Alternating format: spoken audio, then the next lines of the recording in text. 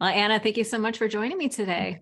It's my old friend. I'm so happy to see you. Yeah, I'm so happy to see you too. I feel like listen, I listened to your podcast on Good Authority, publishing the book that will build your business. Because I have a manuscript that's done. I just need to finish it. But I'm listening, girl, and I think you're doing amazing work. And you have a new book coming out is it the same title or similar? It's on Good It's the Authority. same title. It took me about, I guess, 8 books and 7 podcast names to go, why don't I just name them the same thing? I mean, I just had someone on my podcast, this guy who has a podcast and a book and a company called Same Side Selling. He just knew organically to do that. Really smart. Took me a very long time. Takes me, I learn by doing. I'm the Yes. opposite. Well, I might be the opposite of you because we were working on your manuscript about 7 years ago, For 6 fuck's years sake, was ago. that? It was, yeah, we did You I did did the your book class. proposal class, Yep. and And I didn't even write that book. I wrote a different one. I mean, But at a certain point, it's I think that books are meant to be worked on for a year or two and then just put it out because I feel like, really, yeah, I mean, the statistic is so, I mean, this is how I talk about writing is if you are someone who's listening and says, I have a story to tell and I've always wanted to write a book, go write it. Get great instruction on how to do it and go write it. If you want to have a book that will help you build an incredible business, you should maybe hire a writer to do it because if you don't have it on your bucket list to publish a book, an experienced writer, someone who spends all day every day writing is going to do a better job. But it's really about what you want. Why do yeah, you want to do it? What is your goal? And you don't have to have one. I mean, it can just be I survived.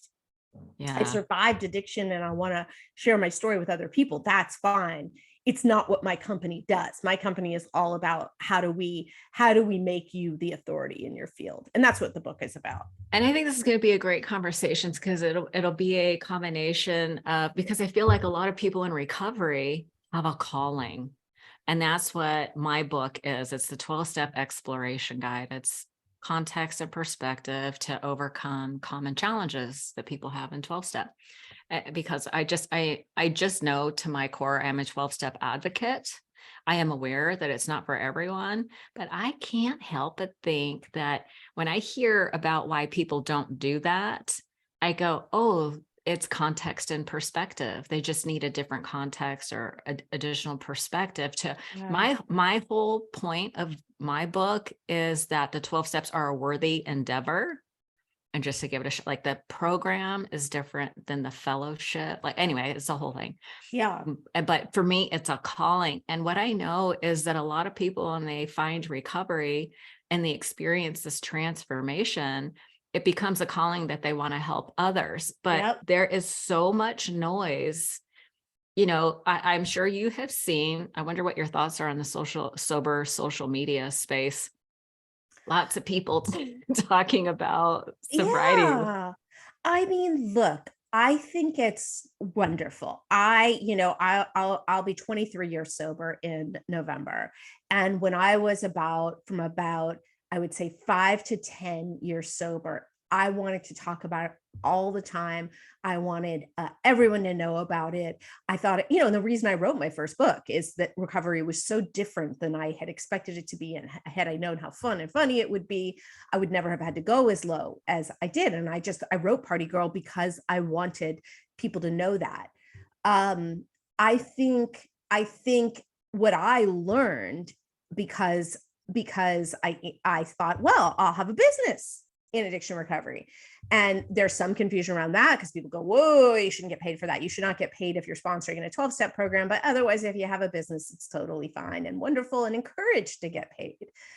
I found it impossible to build a business in that area without having to get in bed with rehabs, which I didn't want to do. And so Well, my books about addiction and recovery made me an authority, a quote unquote authority on the topic, but I was never able to build a business around it. Yeah. That being said, there are people, all those people on Instagram, I think I don't know if you know Laura McCowan, like that's a massive business she has. Emily Lynn Paulson has a big business. So it is possible. I could never figure out how to do it. And they both have books.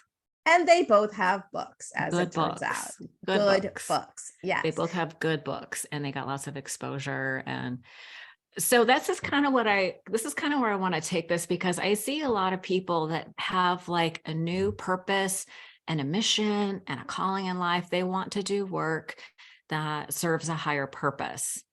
And I have tried to make a business. I got certified as a coach. I got certified as a hypnotherapist. I've been doing all this stuff. I also find that it's very difficult and I've had this podcast for almost 8 years now, so my situation's a little bit different. But I see all these people coming into this space and they want to help and make a living out of it. And it is very challenging. And I'm like, you got to write a book. Yeah. And it's the skill set of being an entrepreneur and a business owner is very different than just being, I don't mean just being a coach or a counselor. A lot of people do the, what is it? What am I trying to say? The certified addiction counselor route. Yep. But like you said, getting into bed with rehabs and it's also a very, challenging space. So I'm very interested in this idea of a book to build a business, because that's how people are going to differentiate themselves from everybody else that's out there. Yeah. And people are still attracted to authors. Have you found that that's the case still? Oh, more than ever. Yeah. I mean, the fact is, if somebody is looking to hire a coach or a speaker, and there are two people lined up, the one has a book and one doesn't, the one with the book will always get the gig. There's no reason not to. And what's amazing, and Emily Lynn Paulson is a great example of this, as is Laura McCowan. There are countless others. It can be a memoir. It doesn't have to be a sort of This Naked Mind instructional book. Simply experience can be enough to establish you as an authority. But I think what it is really looking at what is your thing. And what are your priorities? So let's say you are a coach. Emily really knew that she wanted to speak to sober moms. She has a bunch of kids. She started the Sober Mom Squad. She knew that was within recovery. There's all these little pockets. If you want to I'm always coaching people. I have people I coach and talk to through this, and I have a book to business class. How do you take your book and make it into a business? So start and just put it out there and say, email me for rates. I'm available for coaching. You don't actually have to be certified as a coach. Look, I got certified as a coach and it was the most BS certification. I didn't know it was BS till I did it. I'm like, this is nonsense.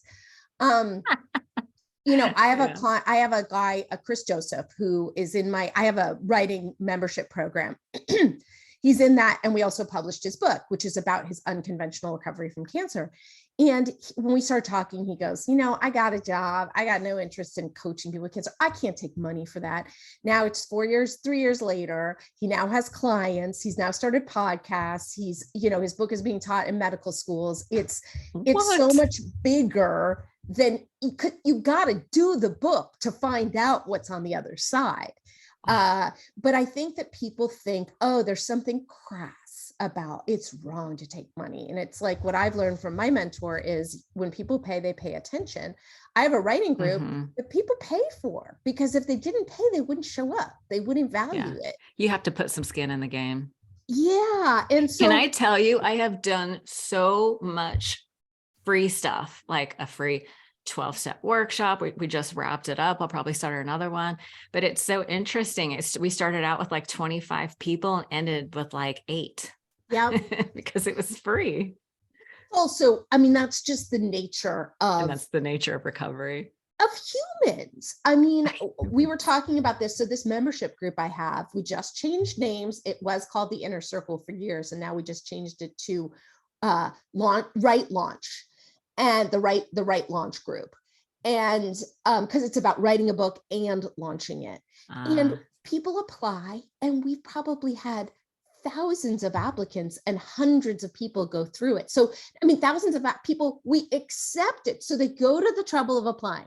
We accept them and they never sign up because, as you know, deciding you want to write a book and thinking you want to write a book is very different from actually in the chair writing it. Writing it is tough. Like there are days when I just cannot force myself to sit down and do it. I need to go polish my shoes or something stupid. How much? So you're still doing the Right Launch? Yes. That group is just an ongoing thing. We open for membership a couple times a year. Someone on my team runs it. They meet every Monday through Friday, 10 a.m. Some people, only show up once a month. Some people show up every day. Oh, wow. Is that a monthly membership type thing? It's a monthly membership type of thing. And I think we've had 12 books published from it over the last 3 years. Wow. So they're really focused on getting it done and publishing it. Yeah. I mean, I go once a month and I give the sort of, this is what you need to do and do this and that. But it's a really supportive community where I'm a doer. I'm not interested. And in fact, they asked me to stay away from the group because I was being too pushy with them. They were like, the feedback I got is like, can we have less of Anna? Because stop it, really? Yeah, because it's just too much. Like they don't want to be pushed the way I'm just a no BBS. I'm just like, yeah, you're a no nonsense girl. Yeah, just what are you waiting for? Just go quit fucking around. Yeah. I love that. No, that's good. Okay, whatever. I'd be into it, but okay. So you have that monthly membership. Yeah, I want to talk about different ways that people can work with you too, because those of us who are like, I just need to, like, it's a calling. It's like I have to get this thing done. Kind of curious about like when people get stuck, how do you help people get unstuck? But yeah, and we can talk about that. I mean, it really depends on why you're stuck. A lot of times when people are stuck, and when I was stuck as a writer, it was that I hadn't figured out who my book was for and why I was doing it. And so now what I do before any book, and my book, that's just out on good authority, I got really clear. My book is for founders and CEOs who want to release a book that will make them the authority in their field. So I was very clear on who it was for. And because I was clear on who it was for, I had a very clear way to do it. I actually took my podcast and took hundreds of interviews and called it into this, 175-page book. And it was great too as a podcaster because, you kind of just, when you're a podcaster, you're just like, okay, got to get the next guest and the next guest. And I never really waded through the transcripts and saw these gems that were in there, just the best advice ever. So what was brilliant about it is I could really go back and appreciate what my podcast guests had given me, put it into a book. And then as I was writing it, I got to try all this. So I release a book every year so that I can try out the latest things I learn, because if they work, then we do them for clients. We make it into an offer. That is really exciting. So I'm looking at your website and about the book, and I really like how the bullets about what you'll learn in this book. Find an idea that will attract your ideal client so you can actually generate income from your book. And when we think about maybe coaches and things like that, there are so many aspects to recovery too. Like you were saying, there's all these little pockets.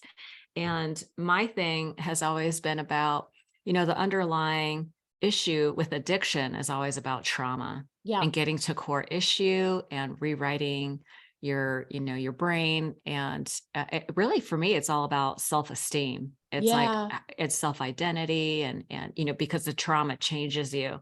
So that's kind of my angle with coaching, as I do hypnosis, because that's one way to rewrite some of that trauma, right? It's literally like reprogramming your brain. So So you help, so I'm thinking about people who are hearing this and they're like, I have a memoir. I don't like my job anymore. I want to do work that has heart and meaning. So you help people to like find their angle. Yeah, I mean, the first thing you need to do is get rid of the delusion that you're going to make money off book sales because you won't. I mean, 0.0001% of Right, right. authors do. What did So you say? Like the average author sells 300 books? yeah, That's crazy. Oh, yeah, okay, so don't get rich yeah. off the book. I mean, it wasn't even true before self-publishing when there weren't millions of books being released all the time. But so figure out what how, and it's not what do you want to sell. How do you want to help your reader further? I had an experience recently where I read a book and it made my entire life make sense. It was just, it described a family member. I'd always thought it was my problem. I'd always wondered what was wrong with me. And then I read this book and it describes this family member. And I go, as one does in today's day and age, right to Instagram, and I DM the author. And I was thrilled that she offered coaching, because who do I want to hire but the person who wrote the book that made me understand my life? What Now, book was Annie, it? Do you- the covert passive aggressive narcissist. Shout out to Debbie Mirza. What a book. Oh Oh, my God. And, okay. it's like I've been in therapy since I was 16. I've been in all the Al-Anon meetings and I suddenly read a book that made It me made understand it. sense. Anybody listening could write that book that someone could have that response to. Now, if someone had that response and they go to your website and they see that you actually are an accountant, they'll be disappointed. They'll go, well, I wish that this person actually helped people with this. And it doesn't mean you have to coach. That she's actually not coaching anymore. But I talked to her about, we'll set up a certification program, consulting, maybe, I didn't like working with rehabs, but if you come up with some sort of a system and you can go into a rehab and consult with that rehab and show them how they can offer something that no other rehab does, that's going to be really valuable. So it's to me, it's about getting as creative with what you're going to offer as you are with the book. The book is not that's just one aspect of your creativity. Well, it's the launch pad. Yeah. It's like you're But like you're if you don't have the business, you're going to be disappointed because you're going to yeah. do the thing we all do, which is, okay, yeah, 300 whatever. It's going to be different for me. And I did it 6 times when I was publishing traditionally. And I'm telling you, I don't like gatekeepers. I don't like leaving things up to the whims of the universe. All my books and all the books we do for clients are successful because we've redefined what success means. Success means the right people have to read it and Mhm. want to work with you as a result of reading it. Yeah, finding your specific audience. No, I Mhm. think that's great. It was interesting because you brought up Annie Grace and you mentioned this author could set up a certification, Mhm. and that's what Annie Grace. Do you know she's charging $20,000 for her certification now Okay, for so I didn't, sober but coaching? Yeah. how amazing for people listening to that. In my group, used to be called the Inner Circle, the Right Launch group, they'll say, "Oh, I can't charge $200." And I'm like, "Do you understand what people are charging out there?" Yeah. And for me, there was a major mindset shift that I had to make. I was so used to being a writer. And it's almost like and I'm really not making light of this, like an abused wife or something. Like you're just like, Mhm. oh, okay, so I make $20,000 a year. That's okay. That's all I'm worth. That's all. And I would make offers and I would say my course is $500, and people would go, that's way too much. That's crazy. How could you try? And I'm like deep in shame. Oh my God, how could I do that? And then I start meeting these entrepreneurs who say, I'll pay you $50,000 to write and launch my book.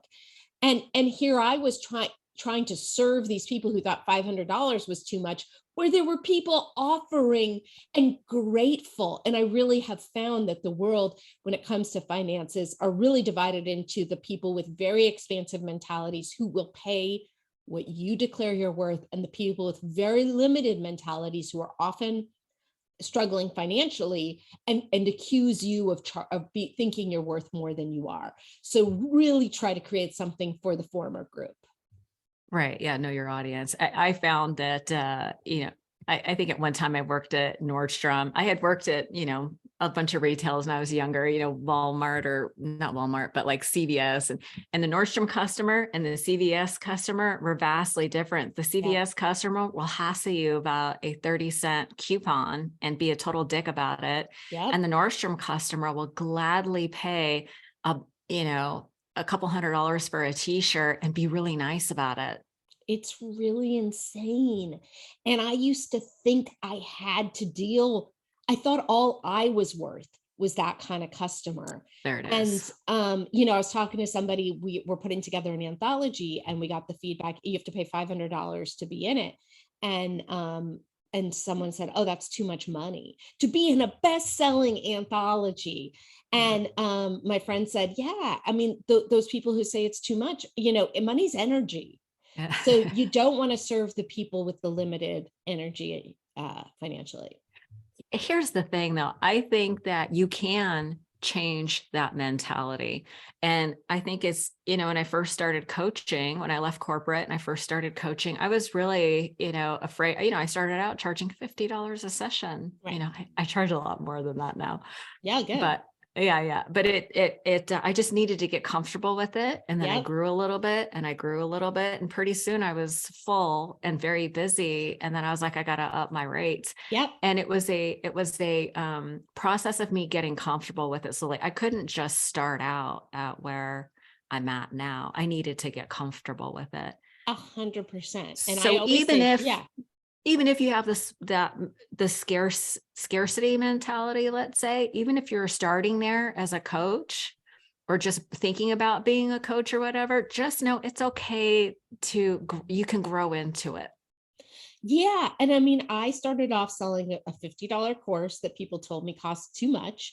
And So and silly. now I have a seven-figure business where we have clients who pay $100,000. So anything is possible, but you got to start.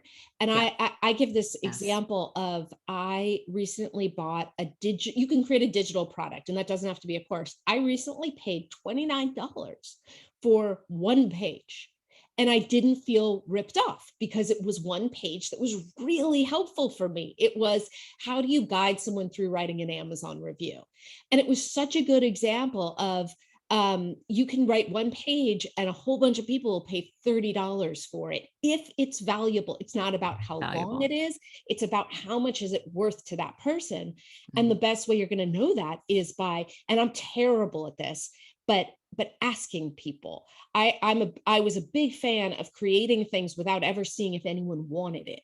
And and especially with courses. And so find out what people want. A great way with books is, and this is, we were talking about Jay Abraham before we started recording. Jay Abraham taught me, go to Amazon. So if you're writing a memoir about your addiction and recovery, go to Amazon, look at the books that are most like the book you think you're going to write, look at the negative Amazon reviews, see what readers want and aren't getting. That's not taking away from your creativity, it's market research.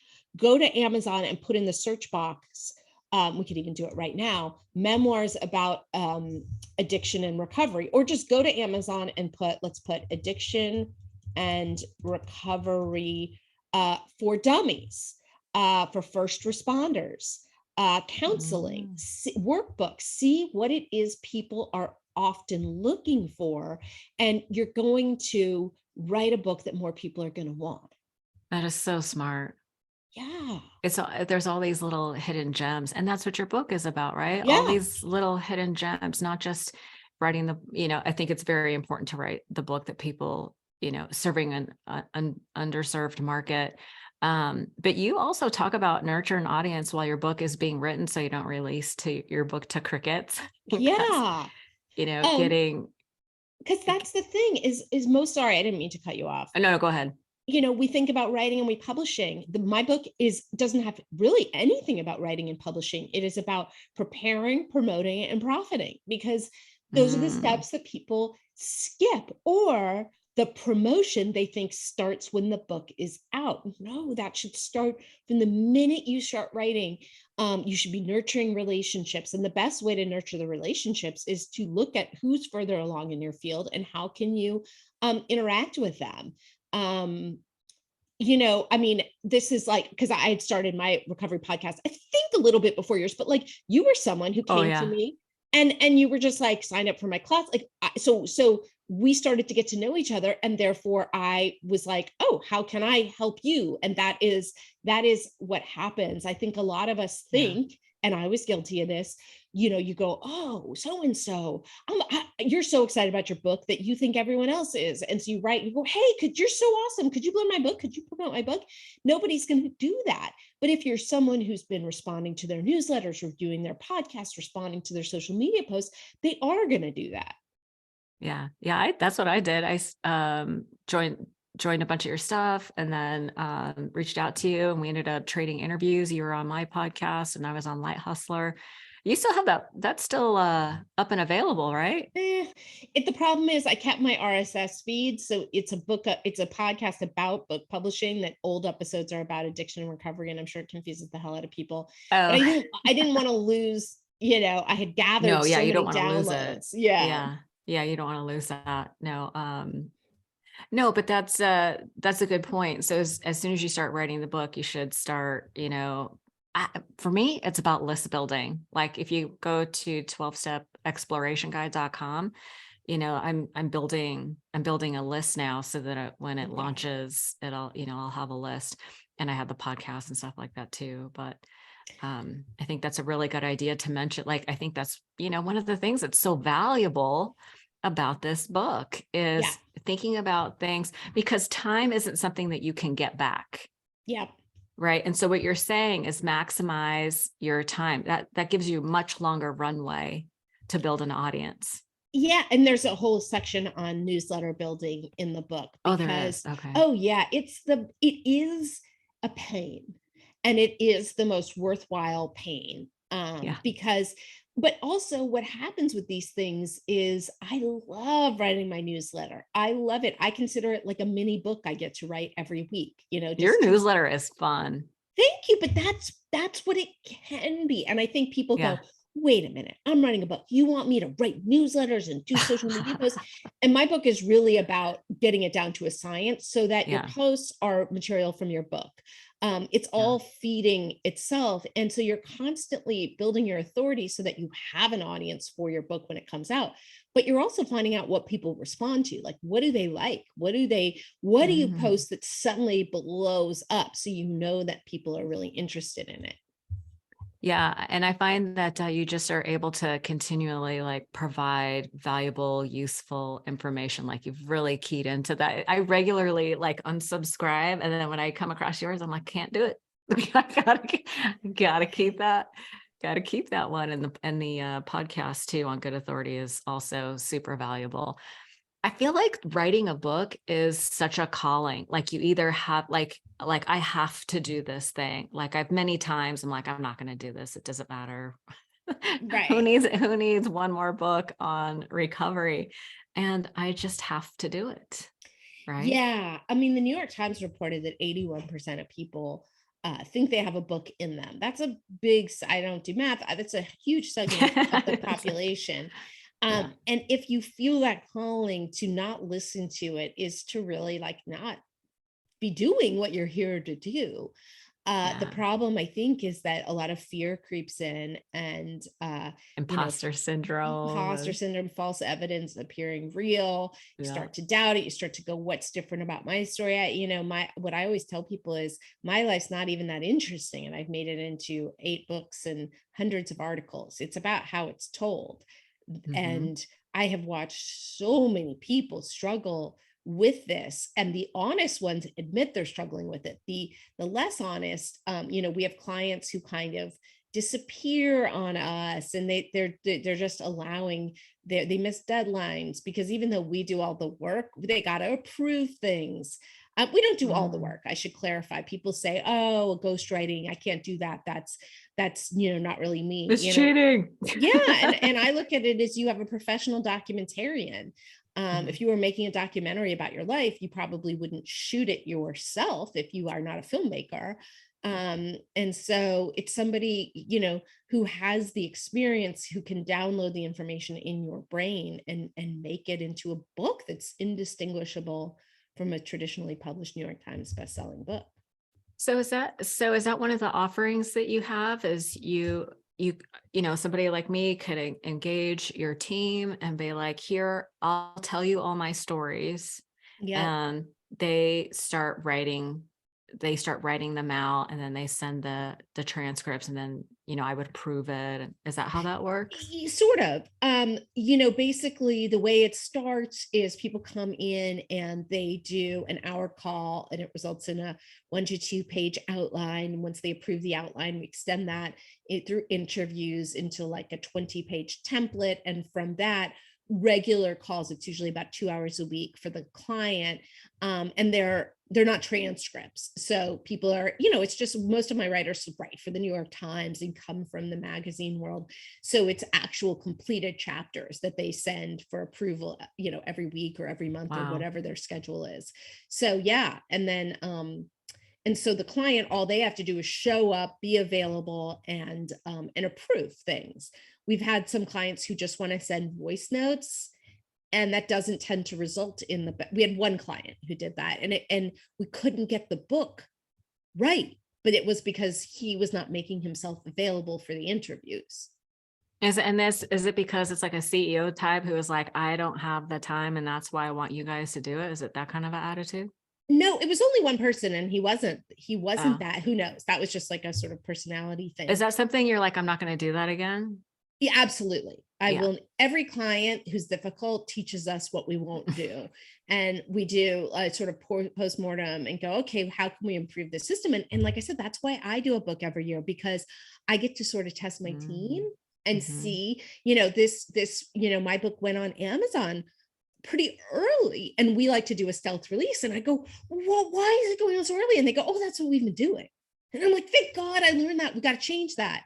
So I have to be really honest, and figure out, what's working and what's not, because we can always improve. In terms of pricing, I mean, I don't know if you want to share pricing on a podcast. I mean, I know you do a call. People can, pay to have a call, and that payment goes towards the whole thing. It's expensive. Talk to me.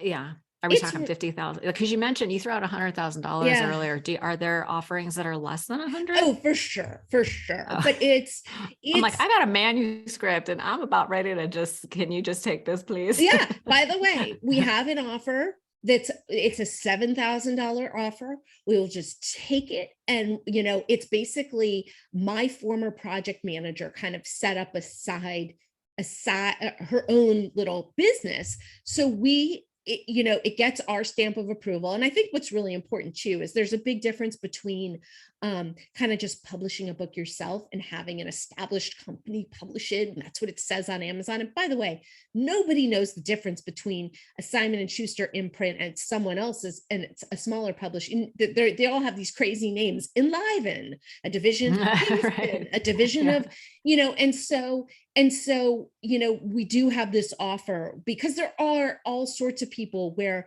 they don't want to go through this year-long $100,000. And by the way, it ranges from 45 to 150. There are people who just, are like, cool, I want the 150. And it includes parties and audiobooks and all these things. Wow. But and that's great. I would never pay it ever. I could never afford to pay that. It all goes towards, what we're doing for them, this sort of A+ experience. But yeah, the $7,000 offer is a way to just get our amazing team, but we don't do anything with the words. You hand us the manuscript and we get it out there. Okay, so so after the book is written, then the 7,000 is sort of like the marketing. Because Ryan Holiday talks about, writing a book is like running a marathon, and then once you cross the finish line, somebody walks you over to the marketing marathon, and you start all over again. Yeah, but I even look at it, and I think he is such a genius. I love The Perennial Seller, and I quote it all Yeah, the it's so time. good. But I think you don't get why. I think that they happen simultaneously. If you have a team that has a lot of knowledge, they can tell you what to do. We give these templates, and I mean, you could do this. You've seen a lot of bad podcast pitches, Oh as my have I. God. I Yeah. also know how to write an amazing podcast pitch and so it's like we give our clients, here's the pitch. Here's how I Okay. got on Good Morning America. Here's and so we give them all these templates and things so that they don't have to go hire, a Ryan Holiday for, I don't even think he's available anymore, But but no, I can't imagine. no, but he was. He He had was, yeah. brass something, a company that was doing that. Brasserie or something. Yeah, something like that. So I think that there's a lot of people out there who are sort of hustling services, and the problem is they don't come from traditional publishing. It's a lot about gaming the system. And here's the thing. I think gaming the system, gets a bad rap. I'm interested in as many people seeing my books as possible. If Mhm. that means I coordinate when Amazon reviews go so that Amazon starts recommending my book to more people, is that gaming the system, or is that just taking advantage of the knowledge that I have? You know what I mean? Yeah, absolutely. Yeah, gaming the system sort of has a negative connotation of cheating in some way, but marketing is a lot about strategy, Yep. and you're talking about foundational strategy, right? Yep. You're talking about building your house on solid ground Yep. first, right?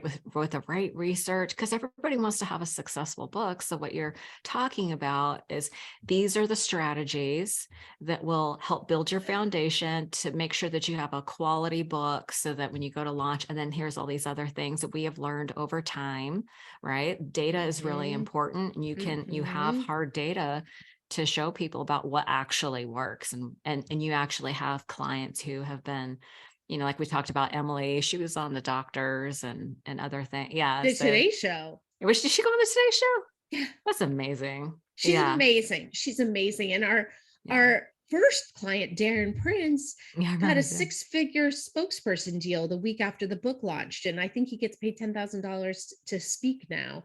And he got on Jay That's Shetty's amazing. podcast. So they are really the ones who educated me about what's possible.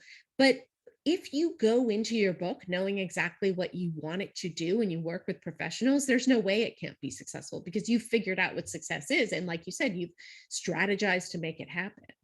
Yeah. No, that's really exciting. I really love this idea of using your book to build a business because there's a lot of us. I mean, there's so much need now for people who are people of integrity, who have a true desire to help. But it seems like the people with a good skill set for actually helping people, the whole business entrepreneurial skill set is a very different skill set. And I heard this guy say there's three things to say success. You can do it fast, you can do it cheap. I forget what the other one was. He's like, but you can only have two. So if Mm. you want it fast, then it's not going to be cheap.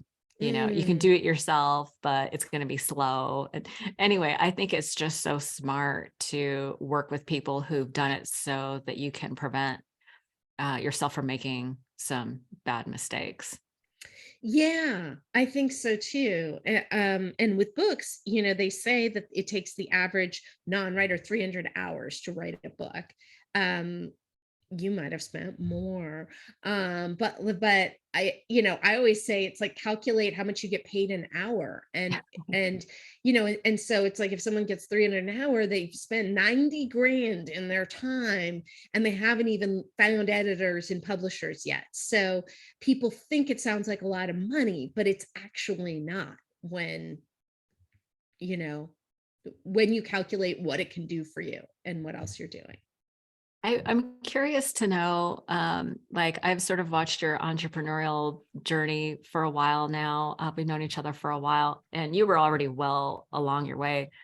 But what is it like now being, because you've kind of hit that place that a lot of us are looking to reach, where you're financially successful, you have a team, you guys are cranking with a 7-figure business? What has that journey been like for you? Well, I'll tell you something, especially because we were talking about how trauma is, underneath addiction. Yeah. M- My big shift happened when I did EMDR. And I certainly didn't go to EMDR to become successful or to make money. All I know is that I was kicking along. I was 16 years sober. Things were good. I thought I accepted them. I did EMDR for a painful experience for maybe 6 months or a year. And after that, I met the guy. I will tell you, because we are talking. I was going to ask you about the guy. Well, we have a surrogate who's giving birth in July. So, Oh, Anna, congratulations. so I mean, like, I bought the house, moved him in.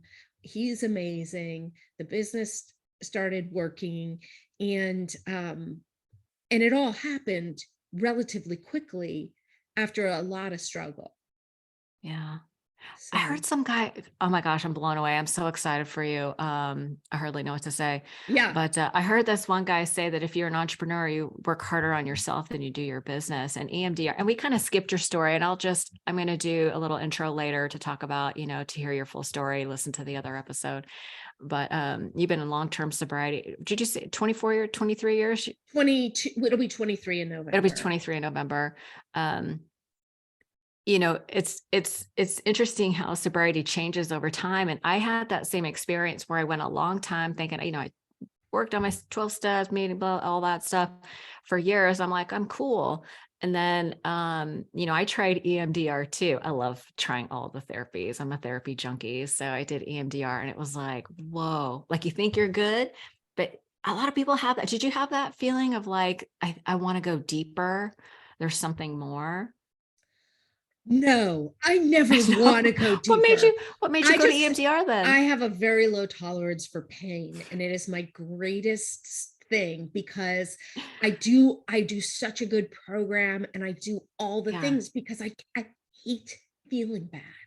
Yeah. And I'll do anything to escape it.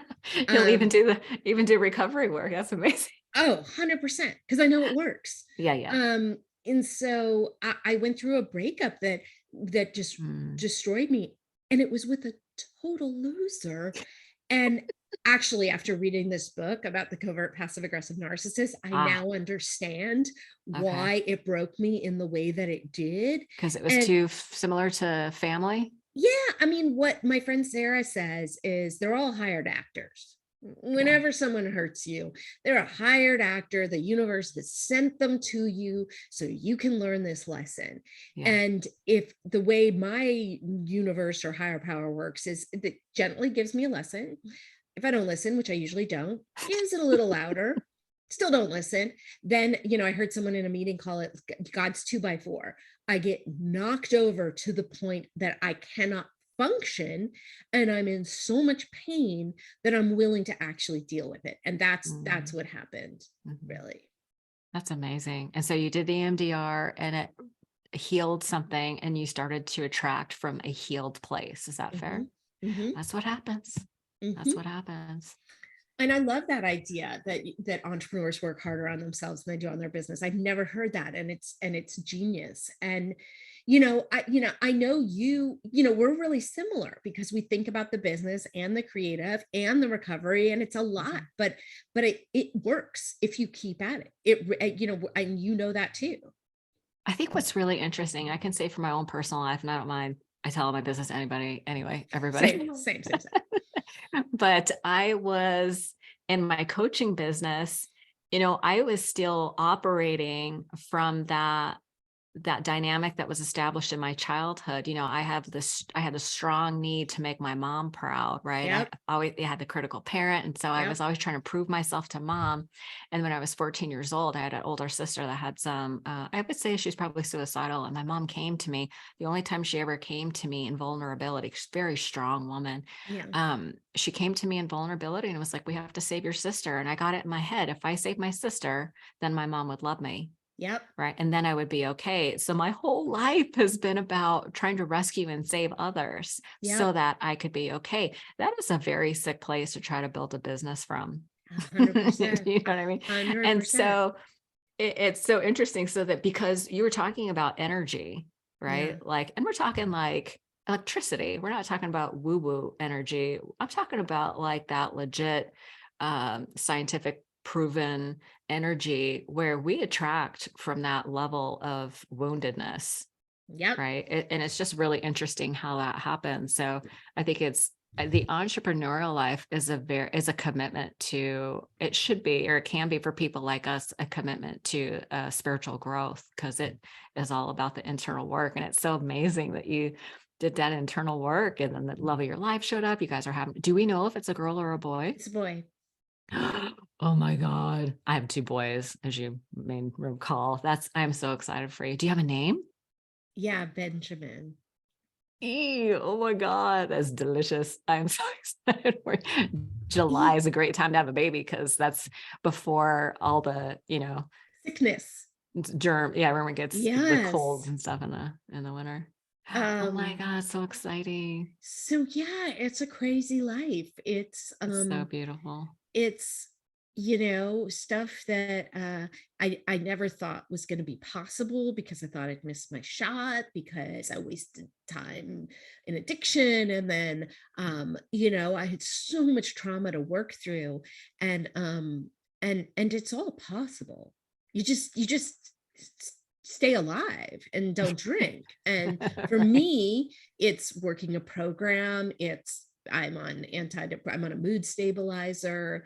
I exercise every day. I meditate, and it's a lot of work, and it's the most worth it work in the world. Absolutely. It really is. And I really feel like, alcoholism is the best worst thing that ever happened to me because the consequences of not doing the work for me and not doing the self-care are so severe Same.